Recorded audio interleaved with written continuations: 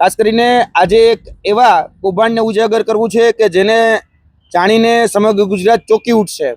જોવા જઈએ તો આજે જે કૌભાંડ ઉજાગર કરવા જઈ રહ્યા છે તેમાં જે વ્યક્તિ નથી અંબાજીથી ઉમરગામનો કે નથી ગીરબડ્ડો આલેચનો કે નથી એ વ્યક્તિ કે એના પૂર્વજો કે ગીરબડ્ડો આલેચના, પરંતુ આ વ્યક્તિએ ખોટું આદિવાસી સર્ટિફિકેટ ઉપજાવી કાઢેલું અને જાતે બનાવટી ઊભું કરેલું એક સર્ટિફિકેટના આધારે નોકરી મેળવેલી છે અને વર્તમાનમાં જુનાગઢ જિલ્લા રજિસ્ટ્રાર કચેરીની અંદર નોકરી કરી રહ્યા છે એવા નરેન્દ્રભાઈ ભીખનભાઈ ગરચર, જે વ્યક્તિનો પરિવાર અને જોવા જઈએ તો એના બાળકોનું જે સર્ટિફિકેટ કાઢવામાં આવ્યું છે, એટલે કે અનુસૂચિત જનજાતિનું જે સર્ટિફિકેટ છે એ સર્ટિફિકેટ ક્યાંક ને ક્યાંક ખોટી રીતે કાઢવામાં આવ્યું હોય એવું બાબત અમારી સામે આવી છે।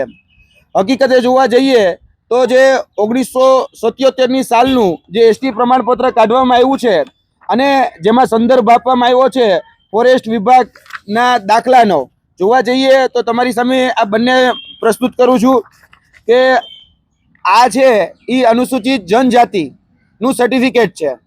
હવે આનો જે સંદર્ભ આપવામાં આવ્યો છે એ રેન્જ ફોરેસ્ટર જામજોધપુરનો સંદર્ભ આપવામાં આવેલો છે, તેના ઉપરથી આ સર્ટિફિકેટ કાઢવામાં આવ્યું છે।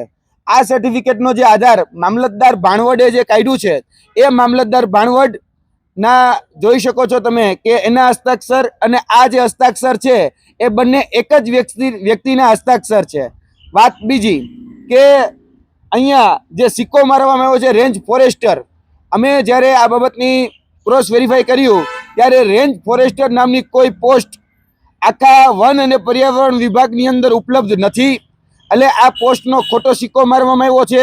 ત્યારબાદ જે સાઇન કરવામાં આવેલી છે M.K. મીણા, એટલે કે રેન્જ ફોરેસ્ટર M.K. મીણાની સાઇન કરવામાં આવેલી છે, ત્યારે અમે તપાસ કરી કે ભાઈ જામજોધપુરની અંદર આવા કોઈ અધિકારી 1977માં કોઈ ઉપલબ્ધ હતા કે નહીં। આરટીઆઈ દ્વારા અમને જવાબ મળ્યો છે કે રેન્જ ફોરેસ્ટરમાં કે રેન્જ ફોરેસ્ટ ઓફિસરમાં M.K. મીણા નામના કોઈ અધિકારી એ ઉપલબ્ધ નહોતા, એટલે કે આ જે સાઇન છે એ સાઇન ખોટી કરવામાં આવેલી છે અને જેના આધારે આ દાખલો કાઢવામાં આવ્યો છે એ દાખલો પણ હસ્તલિખિત છે અને જે નિયત ફોર્મેટ હોય એ નિયત ફોર્મેટમાં પણ આ દાખલો કાઢવામાં આવેલ નથી। એક જ વ્યક્તિના હસ્તાક્ષર, જે ભાણવડ મામલતદાર અને રેન્જ ફોરેસ્ટ ઓફિસર ના બંનેના એક જ હસ્તાક્ષર, એક જ હસ્તલિખિત આ આધારે આ દાખલો કાઢવામાં આવેલો છે। જોવા જઈએ તો આદિજાતિ પ્રમાણપત્ર જે રેન્જ ફોરેસ્ટ ઓફિસરનો જે સંદર્ભ લેવામાં આવ્યો છે સંદર્ભ ખોટો છે અને આવી કોઈ પદ કે પદવી એ ઉપલબ્ધ નથી। M.K. મીણા નામના કોઈ અધિકારી એ ભાણવડની અંદર નોકરી કરતા નથી અને નિયત નમૂના પ્રમાણે, એટલે કે જે ફોર્મેટ હોય એ ફોર્મેટ પ્રમાણે આ સર્ટિફિકેટ કાઢેલું નથી, એટલે કે હસ્તલિખિત કાઢેલું છે પરંતુ એ પણ નિયત ફોર્મેટ પ્રમાણે છે નહીં। ત્યારબાદ જોવા જઈએ તો નરેન્દ્ર ભીખન ગરચર ના પૂજ્ય પિતાશ્રીનું નામ છે ભીખનભાઈ પૂજાભાઈ ગરચર, જેનો જન્મ 1936માં માંગરોળ તાલુકાના સીલ ગામમાં થયેલો છે અને આ સીલ ગામ ગીરબડ્ડો કે આલેચથી કરોડો જોવા જઈએ તો સેંકડો કિલોમીટર દૂર આવેલું ગામડું છે અને રેવન્યુ ગામડું છે। 1956માં જ્યારે રાષ્ટ્રપતિનું જાહેરનામું પ્રસિદ્ધ થયું 29 ઓક્ટોબરના રોજ, ત્યારે પણ આ જે વિસ્તાર જે છે એ વિસ્તાર નેસમાં નહોતો, એટલે કે નેસના આ વ્યક્તિનો જે સંદર્ભ આપવામાં આવેલો છે આ વ્યક્તિ એ નેસનો પણ નથી। બીજું કે આ વ્યક્તિ પણ નોકરી કરતો હતો, એટલે કે ભીખનભાઈ પૂજાભાઈ ગરચર એ સરકારી નોકરિયાત હતા। જ્યારે અમે એની સર્વિસ બુક તપાસી ત્યારે એ સર્વિસ બુકની અંદર પણ એ જનરલ કેટેગરી જે છે એ જનરલ કેટેગરી જ લખવામાં આવેલી છે। રેવન્યુ રેકોર્ડમાં જે સ્થાવર મિલકત જે છે એ સ્થાવર મિલકત જે છે એ રેવન્યુ ગામમાં આવેલી છે। ત્યારબાદ 2006 નરેન્દ્રભાઈ ભીખનભાઈ ગરચરના પોતાના જે દીકરા અને પોતાના જે દીકરી એનું અરજી કરવામાં આવી માંગરોળ મામલતદારને કહેવામાં આવ્યું કે ભાઈ અમારા દીકરાના આદિજાતિના સર્ટિફિકેટ ઇસ્યુ કરવામાં આવે અને સંદર્ભ તરીકે જે આધાર લેવામાં આવ્યો એ આ બોગસ જે નકલી એના પૂજ્ય પિતાશ્રીનું જે આદિજાતિનું પ્રમાણપત્ર હતું તેનો આધાર લેવામાં આવેલો। ત્યારે જોવા જઈએ તો હસ્તલિખિત જે આધાર હતો, પ્રમાણપત્ર હતું, એનો આધાર લેવામાં આવ્યો. મામલતદારે ખરાઈ કરવા માટે જામજોધપુર મામલતદાર, જામજોધપુર કલેક્ટર, ભાણવડ માટે અલગ અલગ પત્ર વ્યવહારો કર્યા છે.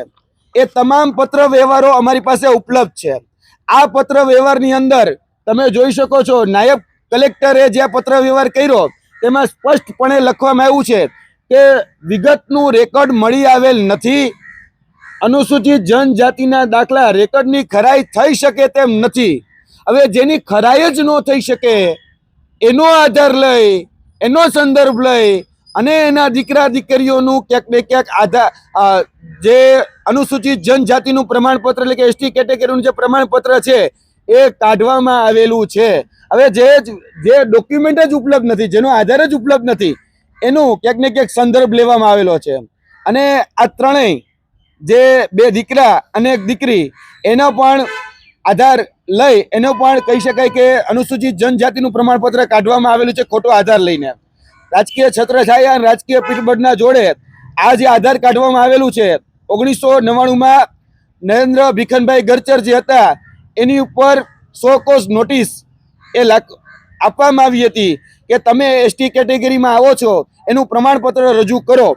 અરજદારે પોતાના દાવાના તમામ જે પુરાવાઓ જે છે રજૂ કરવાના હોય અને સ્પીકિંગ ઓર્ડર ફાઇન કહી શકાય કે વિશ્લેષણ સમિતિ છે એને સ્પીકિંગ ઓર્ડર રજૂ કરવાનો હોય. 1999 થી લઈ 2026 સુધીમાં આજ દિન સુધી વિશ્લેષણ સમિતિ હોય કે આની બીજી અન્ય સમિતિ હોય, એને આજ દિન સુધી સ્પીકિંગ ઓર્ડર જે છે એ પાસ કર્યો નથી. આજ દિન સુધી વિશ્લેષણ સમિતિ આનો કોઈ ખુલાસો કર્યો નથી. અત્યાર સુધી ઘણી બધી અરજીઓ આની પર કરવામાં આવી. 1993નો આ જે બનાવટી પત્ર હતો એ એક અંદર ઘુસાડી દેવામાં આવ્યો.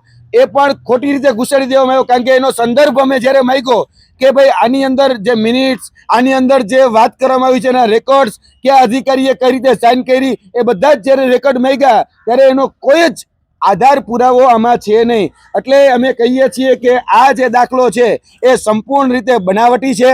આ દાખલાનો ઉપયોગ ક્યાંક ને ક્યાંક અત્યારે સરકારી નોકરીઓ મેળવવામાં, તેમજ જે સાચા આદિવાસી છે એ સાચા આદિવાસીનો હક લેવા માટે ક્યાંક ને ક્યાંક આ બોગસ પ્રમાણપત્રનો ઉપયોગ કરવામાં આવી રહ્યો છે. આના માધ્યમથી એસટીને મળતી ગ્રાન્ટ હોય, શિષ્યવૃત્તિ હોય કે બીજા અન્ય જે લાભો છે, તાળપત્રીથી લઈને બીજા, એ તમામ લાભો આ એસટી કેટેગરીના સર્ટિફિકેટ ઉપર લેવામાં આવેલા છે. એટલે આ બોગસ પ્રમાણપત્ર જે છે એ બોગસ પ્રમાણપત્ર, આ માધ્યમથી અમે સરકારને અપીલ કરીએ છીએ કે આ બોગસ પ્રમાણપત્ર એ રદ કરવામાં આવે. આ હેન્ડરાઇટિંગ એક્સપર્ટ જે લોકો કહી રહ્યા છે કે બંને પત્ર જે છે મામલતદાર ભાણવડ અને રેન્જ ફોરેસ્ટ ઓફિસર, આ બંને હસ્તલિખિત જે છે એ બંને એક જ વ્યક્તિના છે. અને એક જ વ્યક્તિના ક્યારે હોઈ ન શકે, કારણ કે બંને અલગ અલગ કચેરીના અલગ અલગ કર્મચારીઓ છે, છતાં પણ એક જ વ્યક્તિના છે. તે સાઇન સિક્કા છે, સાઇન સિક્કા પણ બોગસ ઊભા કરવામાં આવેલા છે. અહીંયા આ તમે જોઈ શકો છો કે આ જે સંદર્ભ લેવામાં આવ્યો ને જે પ્રમાણપત્ર છે એ પ્રમાણપત્ર ક્યાંક ને ક્યાંક ખોટા એ ઊભા કરવામાં આવેલા છે. અને આ છે નરેન્દ્ર ભીખન ગરચર, જેને બોગસ હસ્તલિખિત આદિવાસી પ્રમાણપત્ર બનાવ્યું અને પોતાના દીકરા, પોતાના દીકરીઓને પોતાનો ખોટો સંદર્ભ આપી અને આનો ખોટો લાભ લીધેલો છે. જુનાગઢ જિલ્લા રજિસ્ટ્રાર કચેરીની અંદર નોકરી કરી રહ્યા છે. આપના પ્રશ્નો.